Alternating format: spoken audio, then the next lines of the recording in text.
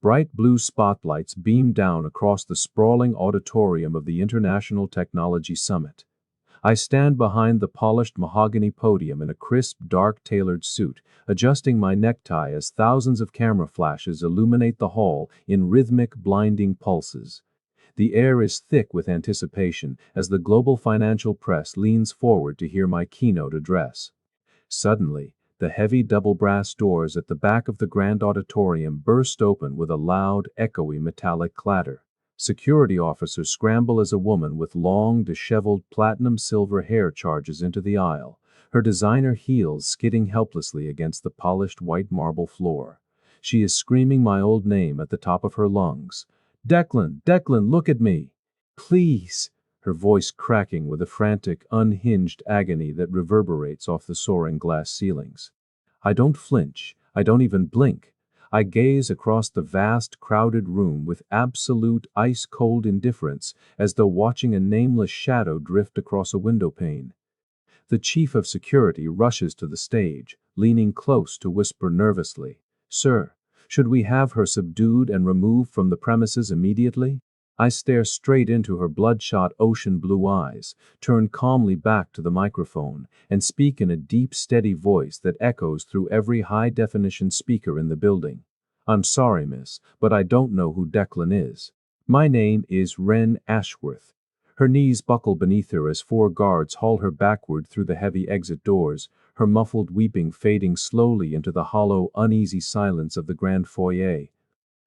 But to understand how I ended up on that high-tech stage, looking down at the woman I once worshipped like she was a complete stranger, you have to rewind to a freezing, rain-soaked Tuesday night in the emergency room of the city's central hospital. The suffocating stench of harsh disinfectant and rubbing alcohol hit my chest the instant I pushed through the automatic sliding glass doors, my clothes dripping wet from the relentless downpour outside. 3 hours earlier, my phone had buzzed violently against my oak desk while I was putting the final touches on our firm's proprietary back-end security architecture. It was a precinct officer calling from a highway crash site. Isolde, my girlfriend of 3 years and the woman I planned to propose to, had been involved in a devastating multi-vehicle pileup on the foggy expressway outside the city. When I finally reached room 408 on the 4th floor, she was lying still on the narrow hospital bed, her face ghost white under the harsh fluorescent ceiling strips. A thick white gauze bandage was wrapped tightly around her forehead, concealing a jagged wound near her temple. Her hand was cold and trembling when I enveloped it between my warm palms, desperately searching for any sign of recognition in her eyes. She opened her eyelids slowly, looking up at me with a vacant, terrified expression that made my blood run cold. Who are you?" she whispered weakly, her voice barely carrying over the steady, rhythmic beep of the cardiac monitor beside her bed. "Where am I? Why am I in a hospital? Who am I?" The attending neurosurgeon gestured for me to step into the quiet hallway, holding up a series of detailed brain scans against the lightboard. He explained with a heavy voice that the violent impact had induced severe retrograde amnesia. According to his diagnosis, she had suffered a total wipe of her long-term memory, forgetting the past 2 years of her life, including our relationship, our shared apartment, and every memory we had created together. My heart shattered into 1,000 jagged pieces right there on that cold linoleum floor. Standing in that sterile corridor, I swore a silent, solemn vow to the universe. I would be her protector. I would patiently help her rebuild her life piece by piece, and I would love her unconditionally regardless of how long it took for her memories to return. But I had no idea that her tragic amnesia was nothing more than a masterclass in ruthless deception. That night, I stayed by her hospital bed until dawn, watching the rain strike the dark glass window. I adjusted her warm blankets whenever she stirred, whispered gentle assurances whenever she whimpered in her sleep, and wiped away the cold sweat from her pale forehead. I felt a profound sense of responsibility for her fragile existence, completely willing to sacrifice my own rest and ambitions to make her feel safe in a world she no longer recognized. Over the next 3 grueling weeks, I transformed our quiet city apartment into a pristine sanctuary dedicated entirely to her physical and emotional recovery. I took an indefinite leave of absence from my engineering responsibilities at the software firm I co-founded, rising before dawn every single morning to prepare nutritious organic meals, organize her complex prescription regimens, and handle every minor household chore.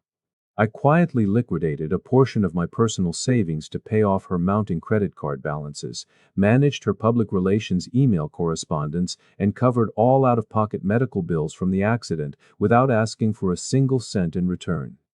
Isolde played the role of a fragile, helpless victim with absolute perfection.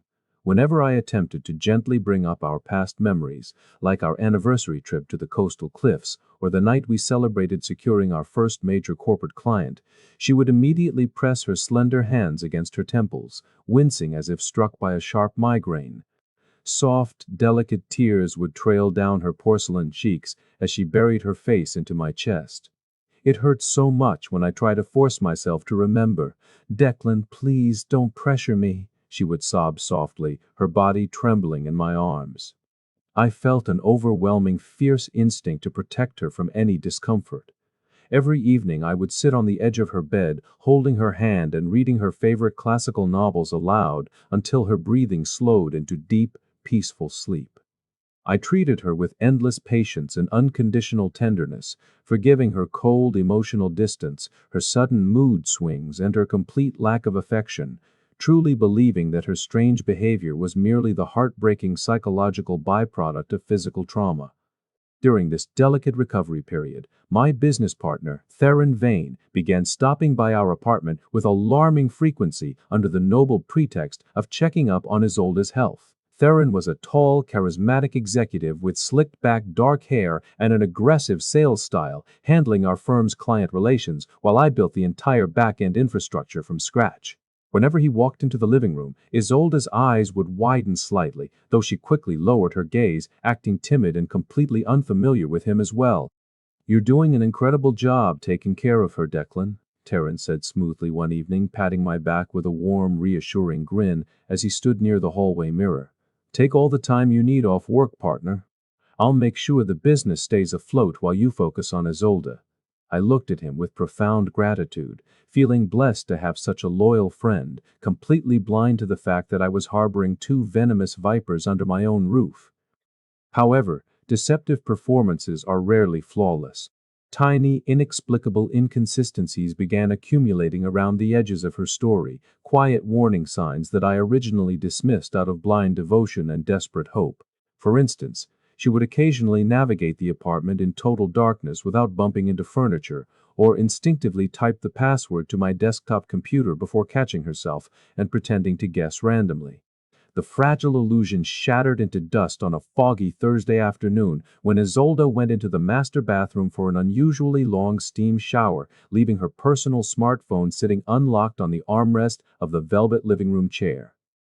I had stepped out of the kitchen with a cup of chamomile tea I had brewed specifically for her post-shower routine.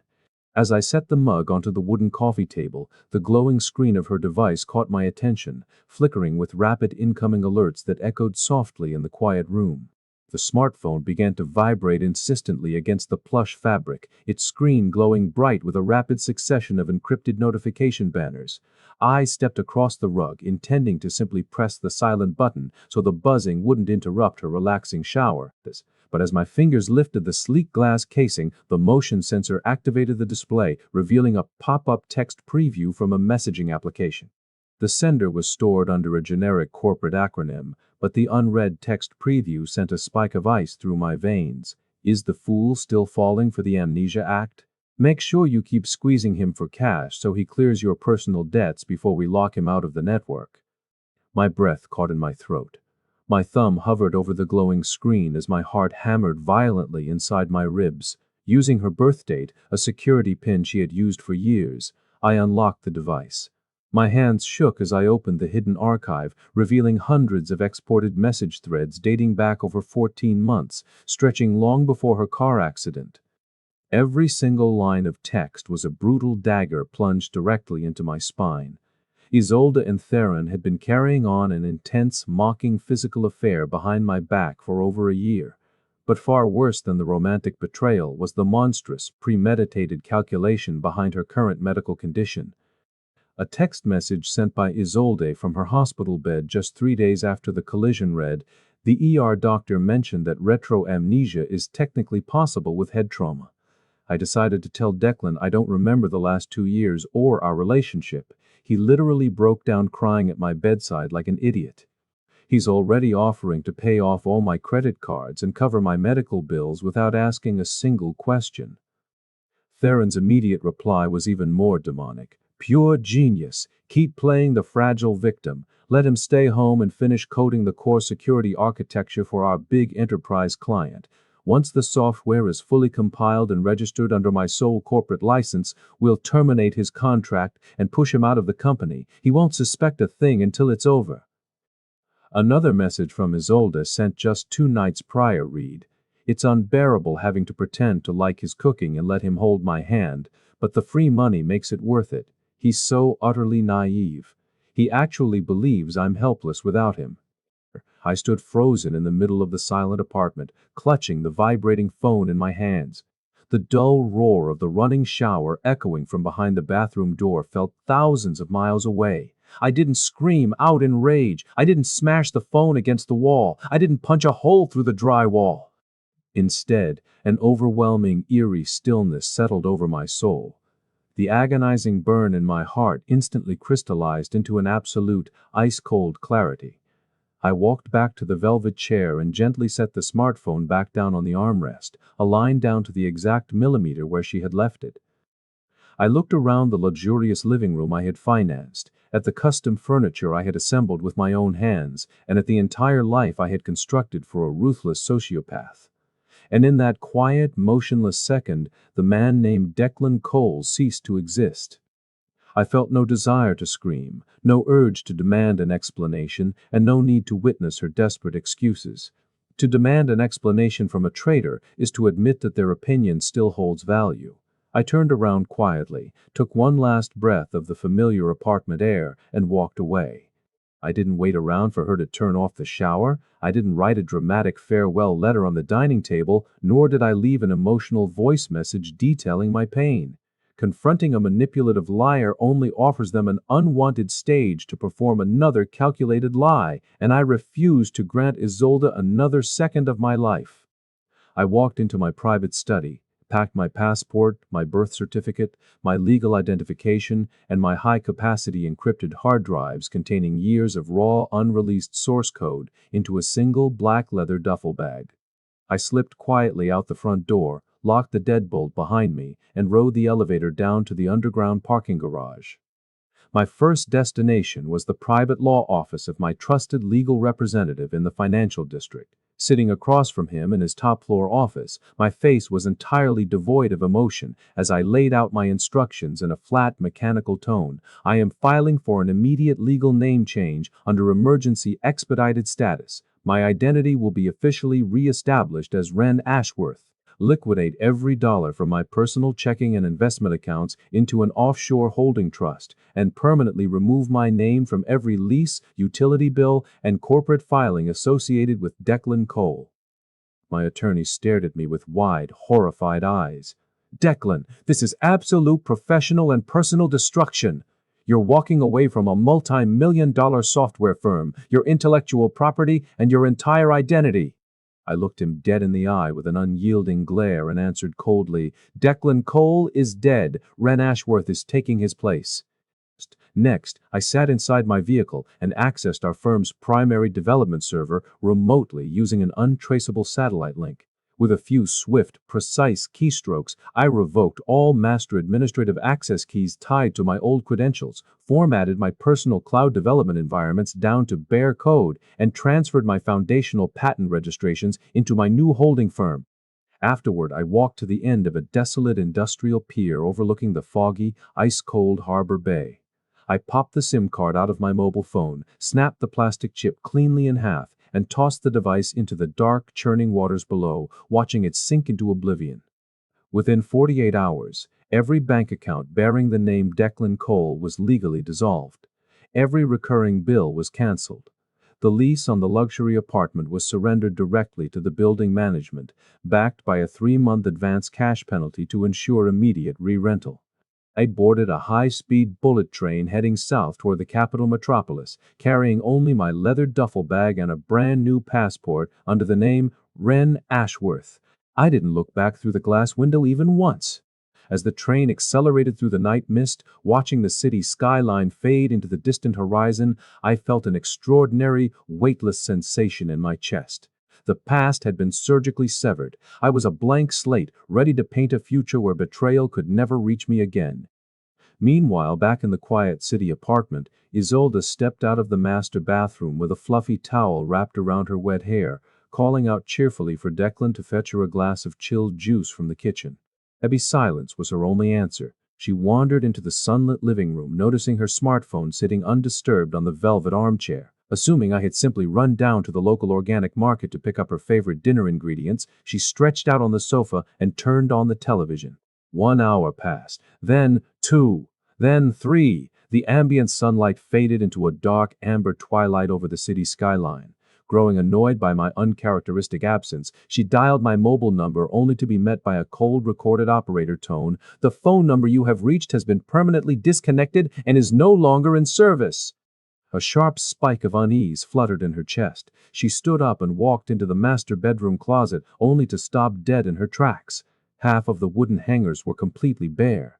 My suit jackets, my shoes, my wristwatch collection, my passports, and my personal laptops were entirely gone. Panicking, she dialed Theron's private cell phone. "Theron, something strange is happening. Declan isn't here. His phone is disconnected, and all his personal clothes are missing." Theron chuckled arrogantly over the line. "Relax, Isolde. The guy is probably having a minor emotional breakdown from stress. He'll come crawling back to the apartment in a day or two weeping for forgiveness. He's far too obsessed with you to ever walk away." However, early the following morning, Theron arrived at our corporate headquarters to find total operational catastrophic failure. The firm's major enterprise client servers were completely locked up. The master database architecture was throwing critical red error codes across every single administrative monitor. Theron sprinted down the hallway and kicked open the door to my corner executive office, only to freeze in sheer horror. The glass desk was completely cleared. The server towers beneath the workstation had been physically wiped clean down to factory settings. Resting on the center of the polished desk was a single formal legal document bearing my signature, confirming that Declan Cole had formally resigned all technical positions and legally revoked the firm's rights to his proprietary back-end code. Theron threw himself into the executive chair and attempted to log into the main code repository, but a glowing red alert window filled his monitor. ACCESS, denied. Software license terminated by owner.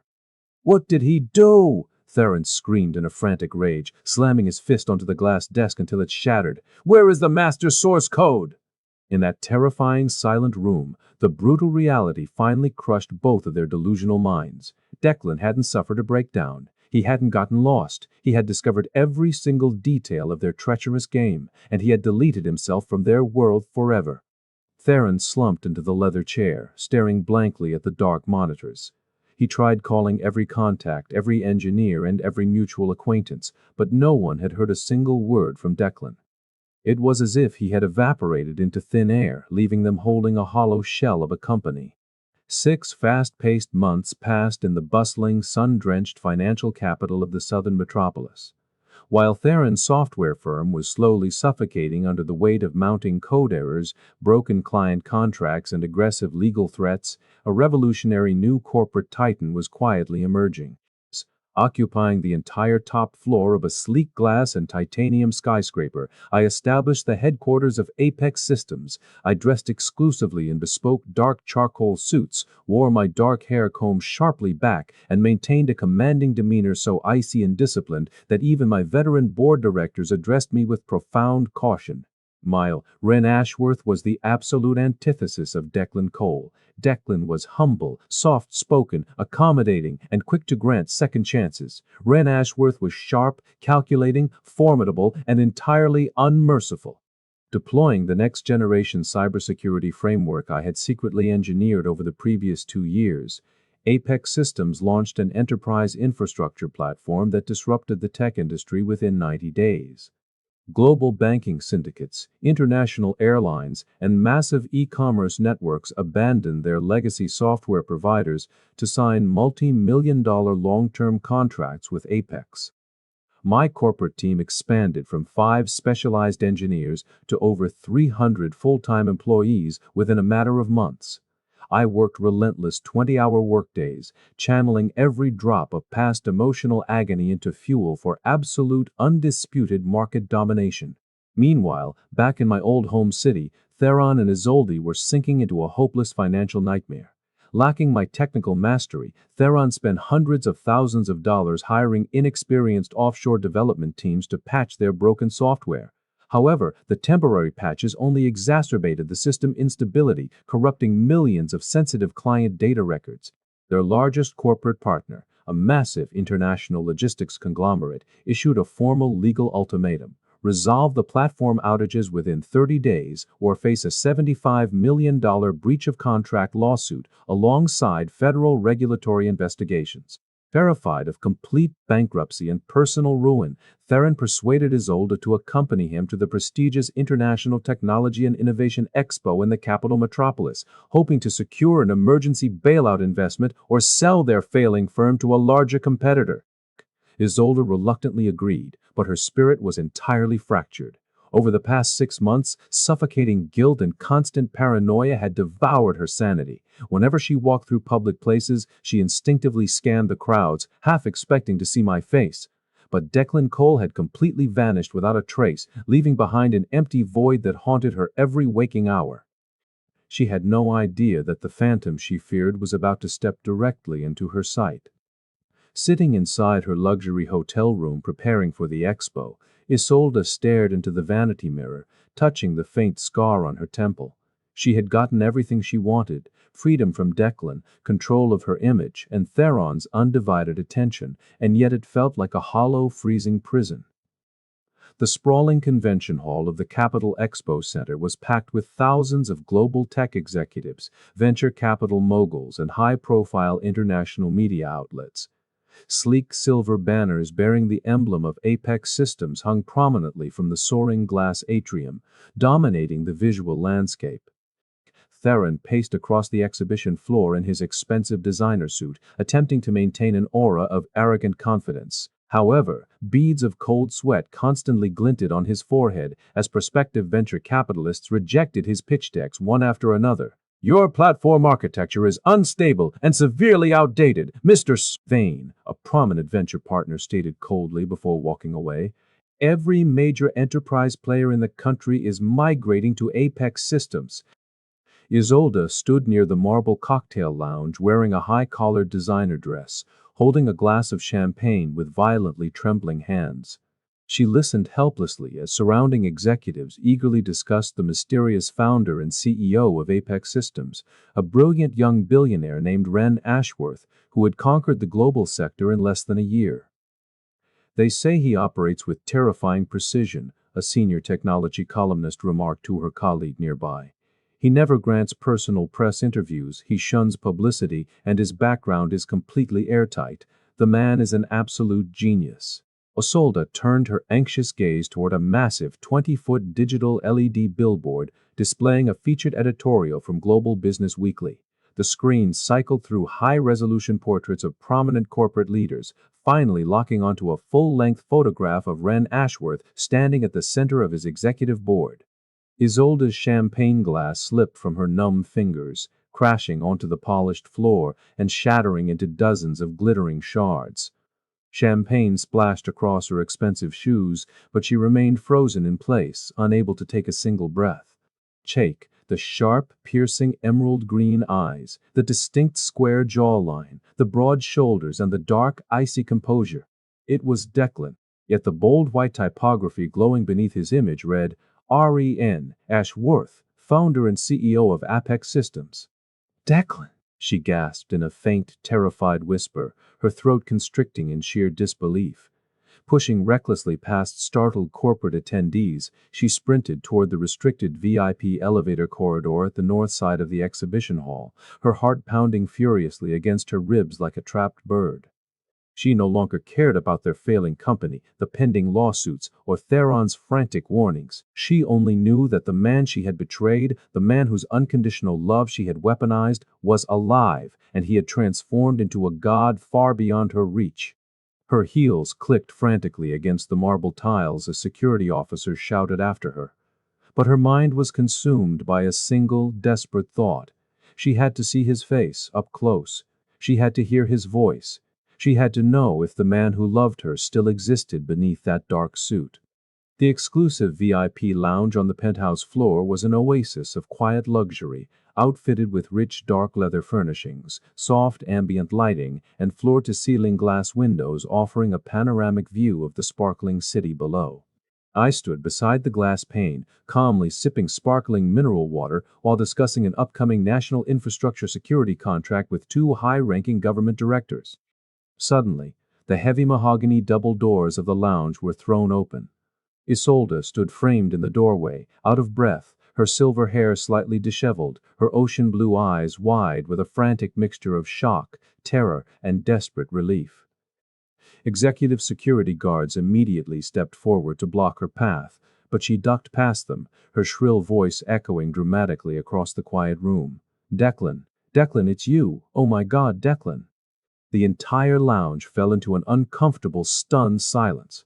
The government directors turned in surprise, looking back and forth between her frantic figure and my motionless form. I didn't turn around right away. I slowly took another measured sip of my water, placed the crystal glass onto a marble side table, and turned to face her with a completely calm, unbothered expression. Isolde rushed forward, extending her trembling hands as if to grasp my coat sleeves. "Declan, where did you go? Why did you vanish like that? Do you have any idea how much agony I've been in searching for you?" I didn't step backward, nor did I display a single flicker of anger. I simply stared down at her reaching hands as though observing an unwelcome insect, then met her wild eyes with a hollow, freezing glare. "I apologize, miss," I said in a deep, authoritative voice that carried absolute ice. "You appear to be deeply confused. You are intruding upon a private executive briefing." Heavy tears spilled over her eyelashes, streaming down her face. "Stop it. Stop playing this cruel game. I know it's you. Look at me, Declan. It's Isolde, your girlfriend." I tilted my head slightly to the side, raising an eyebrow in mild, patronizing amusement. "Miss Hart, I am well aware of who you are. You are the marketing director for Vane Technologies, a struggling entity currently facing severe insolvency and multiple breach of contract investigations." I reached into my inner jacket pocket, pulled out a sleek silver-embossed business card, and held it out calmly between two fingers. "My name is Wren Ashworth. If your firm wishes to submit a formal acquisition proposal to Apex Systems, you may forward your documentation to my public relations department during regular business hours." She stared at the card in sheer, agonizing horror, her chest heaving. "No, no, Declan, please, don't do this to me." I turned slightly toward the chief of security standing behind her. "Please escort Miss Hart out of the tower. She is clearly suffering from severe distress." As the guards gripped her arms to pull her back, she shrieked my old name repeatedly until the heavy doors clicked shut, her voice echoing mournfully down the corridor. I turned back to the government officials with a polite, professional smile. "My sincere apologies, gentlemen. Shall we resume our discussion regarding the server architecture?" The directors nodded quickly, clearly unsettled by her outburst, but impressed by my unwavering composure. I picked up my mineral water glass, took a small sip, and continued presenting the security blueprints as if nothing had occurred. After being forcibly escorted out of the VIP penthouse, Isolde returned to her luxury hotel suite in a state of complete emotional and psychological devastation. She locked the heavy door behind her, collapsed against the hardwood floor, and wept hysterically into her trembling hands. The absolute void in my eyes had terrified her far more than any violent scream or tearful confrontation ever could have. When a betrayed lover rages, it proves that passion and pain still exist beneath the anger, that the connection still burns. But my eyes had contained nothing. No hatred, no bitter resentment, no lingering affection. Just a cold, vast emptiness where Declan Cole used to reside. Later that evening, Theron stormed into her suite, his face dark with fury. What in the hell were you thinking at the VIP lounge, Isolde? News is already leaking across the entire convention that you caused a hysterical scene in front of federal technology directors. Isolde looked up from the floor, her eyes bloodshot and hollow. Ren Ashworth, he is Declan Theron. Declan is the CEO of Apex Systems. Aaron froze in place, his jaw dropping open in sheer disbelief. What? Are you completely insane? Declan was a mid-level technical engineer. Apex Systems is valued at over $500 million. I stood 2 feet away from him, she screamed, scrambling to her feet in a frenzy. I looked into his eyes. It is Declan. He legally erased his name, built a new identity from zero, and created Apex Systems specifically to destroy everything we have. Theron immediately called Nadia Voss, their PR manager back home. Nadia, I need a complete forensic background investigation on Ren Ashworth immediately. Use every political and corporate contact you have in federal registration databases. 48 hours later, Nadia called back, her voice shaking with anxiety. Theron, Ren Ashworth's background is legally impenetrable. He possesses verified international citizenship documents, tax records extending back years, and airtight corporate filings. If he was once Declan Cole, there is not a single scrap of legal documentation connecting the two identities. Declan Cole legally ceased to exist 6 months ago. That is impossible, Theron roared furiously into the receiver. He stole our proprietary software code. He didn't steal a single line, Nadia replied nervously. All patent registrations for the underlying algorithms were officially registered under Declan's personal holding trust before your joint partnership was even executed. Legally, Vane Technologies was merely operating under a conditional license, and when he resigned, that license expired instantly. A suffocating cloud of paranoia began eating Theron alive. Every client cancellation felt like a calculated strike from Apex Systems. Every news headline celebrating Ren Ashworth felt like a personal execution sentence. Meanwhile, Isolde spent her nights obsessively refreshing my firm's corporate media channels, staring at high-resolution photographs of Ren Ashworth attending executive galas, flanked by powerful political leaders and glamorous women. She realized with sickening clarity that while she was trapped in a dying company with an abusive accomplice, I had constructed an empire where she was completely irrelevant. She clutched her head in her hands, realizing that in her greed to avoid accountability, she had thrown away a man who would have given her the world, only to end up bound to a sinking ship with a man who despised her. As the following weeks unfolded, Vane Technologies reached a state of complete financial collapse. Their primary operating accounts were frozen by court order due to mounting client litigation, and their remaining senior engineers were resigning daily to accept high-paying positions at Apex Systems. Cornered, disgraced, and facing total personal ruin, Theron summoned Isolde and Nadia to a secret emergency meeting inside a private dining room downtown. We have only one remaining card to play, Theron whispered viciously, leaning over the table, his eyes bloodshot and manic. Apex Systems is hosting their annual Global Investor Summit next Friday at the Grand Financial Center. Every major international media network and institutional investor will be present in the main hall. Nadia leaned forward, adjusting her dark glasses. What are you planning, Theron? We execute a public ambush, Theron said with a sinister grin. We leak a press release accusing Ren Ashworth of being a corporate fraud who stole proprietary source code from Vane Technologies and assumed a fake identity to evade lawsuits. Even if we lack legal proof, the massive scandal will annihilate Apex's upcoming stock market launch. Isolde hesitated, an overwhelming sense of dread knotting in her stomach. Theron, what if he turns it back on us? You didn't see him in that VIP lounge. He isn't the man we used to know. He is dangerous. Shut your mouth, Isolde, Theron barked aggressively, slamming his palm onto the table. This entire disaster is your fault. You're the arrogant fool who thought she could play him with a pathetic fake amnesia routine. If I am going down, I will make sure you go down with me. Nadia agreed to coordinate the smear strategy, contacting corrupt tabloid reporters and industry bloggers to launch a coordinated live attack during the summit's open press Q&A session. However, what Theron and Nadia failed to comprehend was that Apex Systems maintained the most sophisticated digital threat detection network in the corporate world. The exact second Nadia transmitted the encrypted press releases to her media contacts, my automated threat intelligence grid flagged and intercepted the data packet. Sitting comfortably in my penthouse office looking out over the city lights, I reviewed the full text of their plot on my high-resolution monitor. Cold, ruthless smile touched my lips. I didn't contact my attorneys to issue an emergency injunction. I didn't send a warning email. Let them execute their plan, I said quietly to my chief legal counsel standing beside my desk. Ensure that the international satellite broadcast is locked live on all major financial news networks. It is time to end this farce once and for all.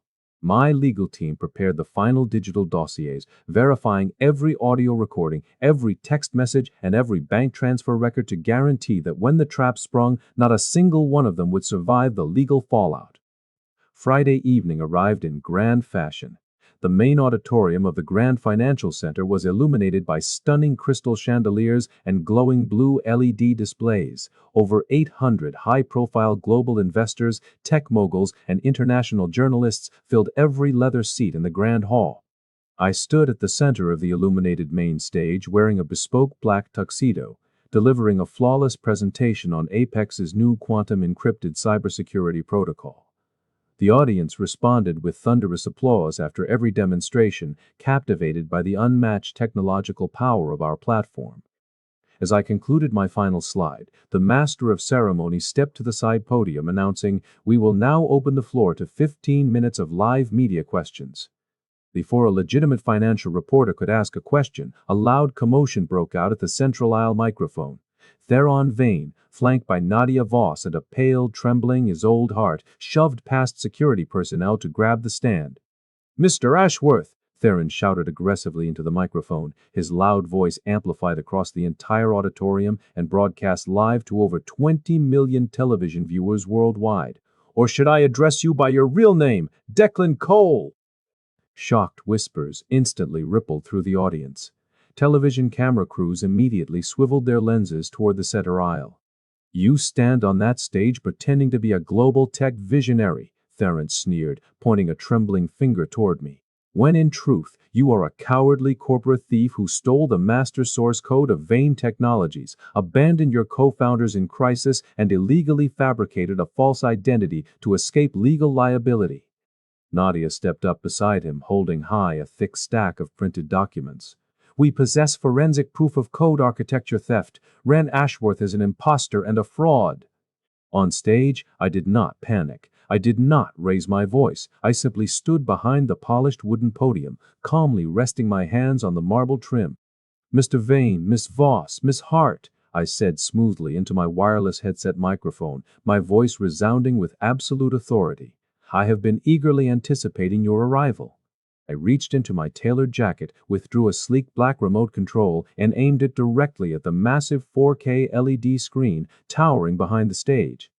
"Since you have chosen an international public forum to raise questions regarding corporate integrity," I continued with an icy smile, "let us examine the complete, unvarnished truth together." The screen flashed brightly. Instead of software diagrams, a massive legal document filled the display. The original federal patent registration for the core algorithm, dated 3 years prior, filed exclusively under my personal holding trust, proving beyond any shadow of a doubt that Vane Technologies had only ever operated under a conditional license that legally expired upon my resignation. Theron's face drained of all color as shocked gasps echoed through the auditorium, but I was just getting started.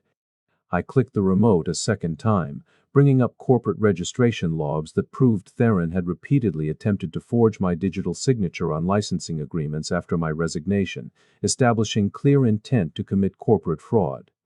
"Furthermore," I said, pressing the remote button once more, "let us review the internal financial operations of Vane Technologies."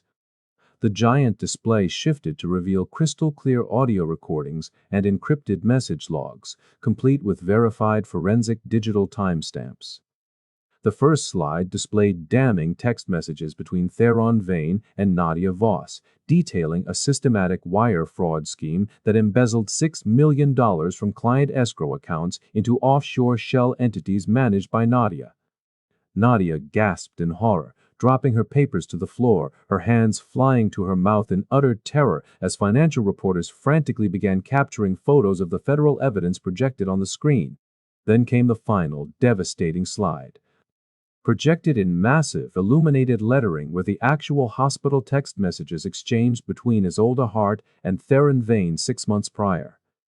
The doctor mentioned that retrograde amnesia is plausible with head trauma.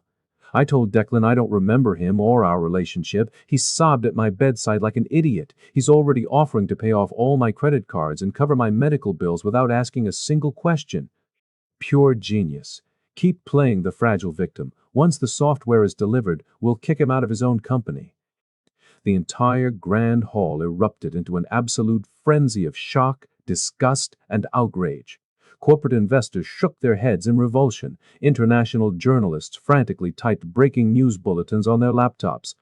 Isolde buried her wet face in her hands, collapsing onto her knees in the middle of the carpeted aisle, sobbing uncontrollably as hundreds of camera flashes illuminated her absolute public execution. Her carefully crafted persona as the helpless, traumatized victim of a tragic accident was obliterated forever in front of the entire world. At that precise moment, the heavy double doors at the sides of the stage swung open. 12 federal financial crime agents, accompanied by city police commanders, marched purposefully down the aisles. Theron Vane, Nadia Voss, the lead federal agent announced loudly over the loudspeaker system. You are under arrest for grand wire fraud, corporate embezzlement, and criminal conspiracy. Aaron attempted to break away and sprint toward the exit, but 2 federal officers tackled him violently to the carpet, forcing his arms behind his back and snapping heavy steel handcuffs onto his wrists. He screamed insane threats at me as he was dragged away, his frantic voice swallowed by the roar of the media. Nadia was led out in handcuffs, weeping hysterically, her career, firm, and social standing permanently destroyed. Isolde was left kneeling alone on the aisle floor, completely abandoned, surrounded by cold stares of utter contempt. I stood on the grand stage, looking down at the wreckage with profound, unbroken tranquility. I adjusted my microphone, turned back to the audience of stunned investors, and said calmly, "Now, ladies and gentlemen, if there are no further interruptions, let us resume our presentation on enterprise security." An hour after the Grand Summit concluded, the vast auditorium had emptied. Outside the Grand Financial Center, a torrential downpour was battering the metropolis, ice-cold rain washing over the dark asphalt avenues. I walked out through the private executive rear exit wearing a tailored black wool overcoat, my executive assistant holding a wide black umbrella over my head as my sleek dark limousine pulled up to the curb. As I reached for the vehicle door handle, a drenched, shivering figure stumbled out from the shadows of the rain-soaked alleyway. It was Isolde. Her expensive designer dress was soaked and ruined, her silver hair plastered wildly against her pale, tear-stained face. She threw herself recklessly onto the wet pavement at my feet, clutching the wet hem of my wool coat. "Declan, please don't walk away from me like this," she wept hysterically, her entire body shaking violently from the freezing cold. "I know I was a monster. I know I destroyed everything. But please look at me. Tell me what I have to do to earn your forgiveness." My assistant moved forward to push her away, but I raised a gloved hand, signaling him to stand down. I slowly leaned forward, staring down at her as she knelt in the muddy rainwater, her eyes wide with desperate, frantic pleading. "Isolde," I said in a soft, calm voice that cut through the sound of the falling rain, "do you recall what you whispered to me in that hospital room 6 months ago?" She blinked through her streaming tears, trembling. What do you mean?" "You told me that you couldn't remember a single thing from the past 2 years," I answered, a cold, serene smile appearing on my face. "You declared that those 2 years simply did not exist for you." Her breath caught in her throat as the terrifying realization of my words struck her mind. "I simply took your advice," I continued with absolute chill. "I erased those 2 years entirely, and along with them I deleted the naive fool named Declan Cole who loved you. The man standing before you now is Ren Ashworth. He owes you nothing. He feels absolutely nothing for you." No, Declan, please," she sobbed hysterically, grabbing my hand and trying to press it against her freezing cheek. "I love you. I've always loved you. Please give me just one more chance." Gently yet firmly, I pulled my fingers out of her trembling grip. "You never loved Declan. You only loved what he could provide for you, and now he is dead." I stepped into the warm leather interior of the limousine. My assistant shut the door, instantly sealing out her muffled screams. The driver shifted into drive, and the heavy vehicle accelerated smoothly away from the curb. Gazing through the rain-streaked rear window, I watched her tiny, kneeling figure shrink into the dark, storm-drenched night until she dissolved completely into the shadows. She remained on her knees in the pouring rain, watching the red taillights of my limousine fade into the misty distance, realizing that no amount of tears, beauty, or desperation could ever bring back the man she had so foolishly destroyed. The limousine glided effortlessly across the illuminated suspension bridge leading toward the coastal highway. Inside the quiet cabin, soft orchestral music drifted from the sound system, creating an environment of sublime, undisturbed peace. I leaned back against the plush leather headrest, gazing out at the magnificent city skyline glowing with millions of golden lights across the bay. The following morning's international financial newspapers were dominated by massive front-page headlines detailing the complete bankruptcy of Vane Technologies, the criminal indictment of Theron Vane and Nadia Voss, and the record-breaking market valuation of Apex Systems.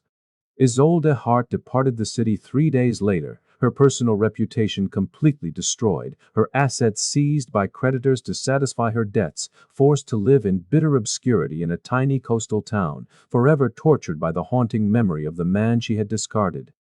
As for me, I never uttered her name again. I never cast a single backward glance toward my former existence.